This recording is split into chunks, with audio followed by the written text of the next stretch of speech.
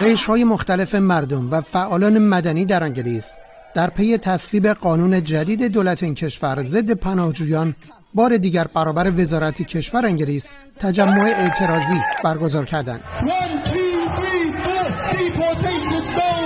معترضان با شعار به نژاد پرستی پایان دهید سپس با عبور از خیابان‌های مرکزی لندن برابر پارلمان انگلیس و ساختمان نخست وزیری این کشور تجمع کردند.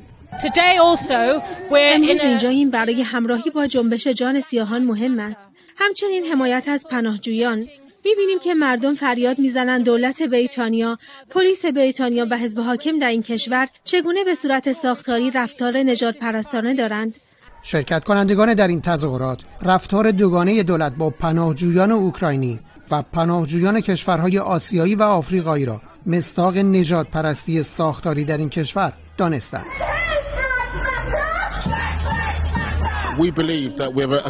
با اعتقاد داریم دولت ما اصول اولیه دموکراسی رو زیر پا گذاشته و با تبلیغات دروغ قوانین نژاد پرستانه‌ای تصویب کرده تا مسلمان‌ها و سیاه‌پوستان رو هدف قرار بده و اونها رو مجازات کنه.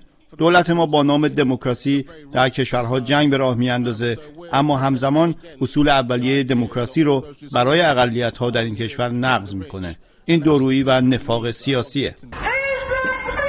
سازمان ملل و ده‌ها نهاد حقوق بشری و حامی حقوق مهاجران لایحه ضد مهاجرتی دولت انگلیس و جرم‌انگاری پناهجویی را مغایر با اصول انسانی و کنوانسیون‌های بین‌المللی می‌دانند.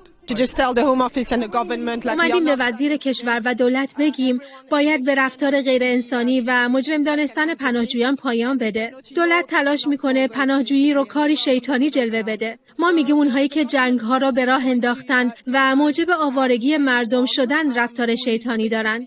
رفتار شیطانی اینه که همه مشکلات این کشور رو به گردن شمار کمی از پناهجویان که خودشون رو به اینجا میرسونند و بی پناه ترین قشرن بیاندازید.